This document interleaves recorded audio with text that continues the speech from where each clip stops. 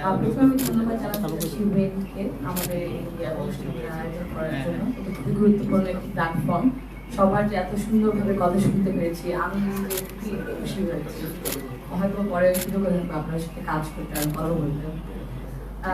আরেকটা জিনিস আমি প্রথমেই বলতে চাইছি হচ্ছে যে এত কিছু যে আমরা বলেছি, আমরা যদি সুযোগ না পাই, এরকম পলিটিক্যাল অ্যাক্সেস যদি না পাই, এই ফাইন্যান্সিয়াল অ্যাক্সেস যদি না পাই, এই সি সুইট অ্যাক্সেস যদি না পাই, তখন কিন্তু মানে এই যে পলিসিজ ইমপ্লিমেন্টেশন, যে আচ্ছা ঠিক আছে আমাদের দৃষ্টিভঙ্গি আমরা যে পার্সপেক্টিভ দিয়ে কাজ করবো ওইগুলো কিন্তু হয় না। আপনি যে বললেন সুন্দরভাবে যে আচ্ছা ঠিক আছে তাহলে রোড ম্যাপ এগুলো কিভাবে হবে, যদি নারীরা না থাকে পলিসি বানানোর সময় তাহলে কিন্তু পুরোপুরি আমরা জানতে পারবো না। এই জন্য পলিটিক্যাল পার্টিসিপেশন খুবই জরুরি। I definitely agree. কিন্তু পলিটিক্যাল পার্টিসিপেশনের অনেক কিছু দিক দিয়ে, হয়তো কর্মসংস্থানের দিক দিয়ে অনেক ব্যারিয়ার্স থাকে, স্ট্রাকচারাল সিস্টেম্যাটিক ব্যারিয়ার্স।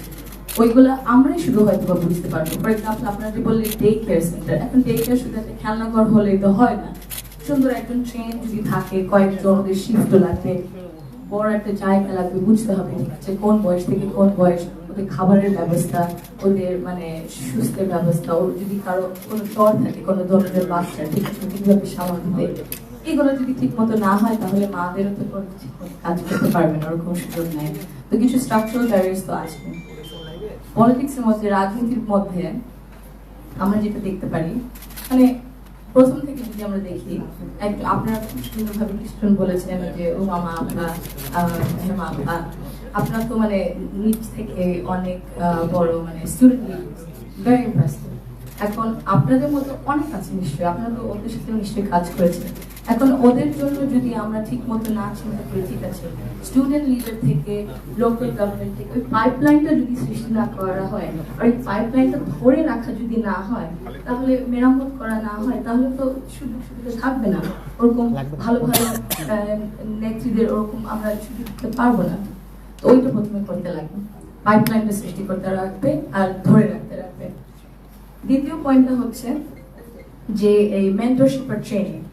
আপনারা অনেকজন আছেন, অনেক প্রফেশনে খুব বিশিষ্ট, এবং অনেক তরুণরাও আছে, আমরা আপনাদের কাছ থেকে শিখবো অবশ্যই।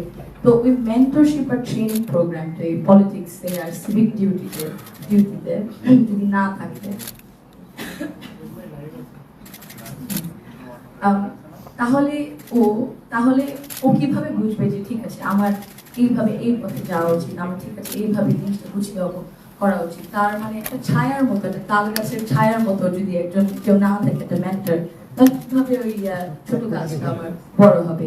আমরা দেখি পুরুষদের জন্য অনেক রকম সুযোগ সুবিধা থাকে, কিন্তু নারীদেরকে ওইভাবে দেওয়া হয় না। There are some cultural attitudes আছে, ঠিক আছে হয়তো বা মানে এত দূর যাওয়া যায় না, মানে ইয়াং মেয়ে হয়তো বা কি না কি হয় সব ছেলেদের সাথে, ওগুলাও আমাদের বার করতে লাগবে। কিন্তু নারীদেরকে ওই কানেকশনটা করতে হবে যে আচ্ছা ঠিক আছে মেন্টরশিপ আর ট্রেনিং পলিটিক্সের মধ্যে, পলিটিক্যাল পার্টিদের এই দায়িত্বটা নিতে হবে, সব পলিটিক্যাল পার্টিদের আমার মনে হয় এই দায়িত্বটা আরেকটু নিতে হবে, মেন্টরশিপ আর ট্রেনিং এর ব্যাপারে।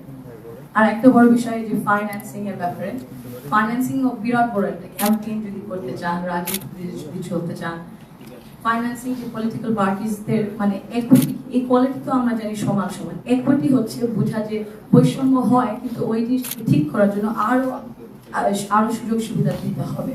তো ওইটা বলতে যদি ফাইন্যান্সিং নারী নেত্রীদের দেওয়া হয়, তাহলে হয়তো বা এই জিনিসটা একটু মানে কমে আসবে, যে নারীরা তো পার্টিসিপেট করতে পারছে না রাজনীতিতে, এটা একটু কমে আসবে।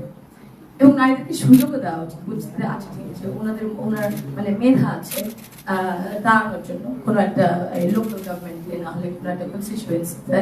কিন্তু আপনি যে আপনারা কয়েকজন বললেন যে পলিটিক্সটা এক ধরন ভাবে হয়ে এসেছে, কিন্তু কেন আমরা চিন্তা করি না গভর্নেন্সটা কি, আমরা কেমন ধরনের দেশ চাই, ওই চিন্তা করে যদি ওই মানুষদের মধ্যে ওই কোয়ালিটিস থাকে, ওই ক্যাপাবিলিটিস, ওই নলেজ থাকে, কেন সুযোগ দেবো না? কারণ আমরা তো অন্য ধরনের একটা দেশ দেখতে চাই, তাই না? এত কষ্ট পরিশ্রম করা হয়েছে অনেকজনের এত বছর ধরে, বহু বছর ধরে, ওই কারণেই তো। সো ওই সুযোগটা বুঝতে হবে, একটু মাইন্ডসেটটা চেঞ্জ করতে হবে। আরেকটা বড় জিনিস যেটা I think political party should take more responsibility নারী নিরাপত্তার দিক থেকে, in terms of cyber bullying আর ফিজিক্যাল অলসো সেফটি।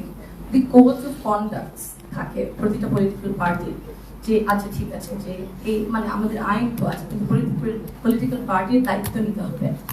দায়িত্ব যে কোড অফ কন্ডাক্ট, সেফটির দিক থেকে যদি কোনো নারী নেত্রী, স্টুডেন্ট লিডার্স কোনো কিছু হয়, তাহলে ওরা ওদের মানে এই লিগাল তাহলে কোড অফ কন্ডাক্টের মধ্যে যে ভিতরেও যদি কিছু হয়, আমরা দায়িত্বটা নিব যে আমরা ওনাকে প্রোটেক্ট করবো, ওনার পাশে থাকবো, ওনার পাশে দাঁড়িয়ে থাকবো, ছেড়ে দেবো না। এই জিনিসটা চিন্তা করতে লাগবে। এবং ইনভেস্টমেন্ট, আপনার কয়েকজন বলেছেন ইনভেস্টমেন্ট বারবার, শুধু একবার দুইবার একটু মানে দেখানোর জন্য করলে হবে না, আমাদের বারবার ইনভেস্ট করতে লাগবে। আগে একুইটির ব্যাপারে যে বললাম, বৈষম্যটা আছে, এই জন্য আরো চেষ্টা করতে হবে, ইনভেস্ট করতে লাগবে। আপনারা যে এত সুন্দরভাবে কথা বলেছেন, আপনাদের সাথে মানে একসাথে হয়ে যদি ইনভেস্ট করা যায়, পলিটিক্যাল পার্টিজ যদি একটু more open to collaborating with civil society, with intellectuals, এত মানে মানে মুক্তিযোদ্ধাদের সাথে, শিক্ষকদের সাথে, স্টুডেন্টসদের সাথে, লয়ার্সদের সাথে, তাহলে আমার মনে হয় মানে আমরা সুন্দর একটা দেশ করে তুলতে পারবো।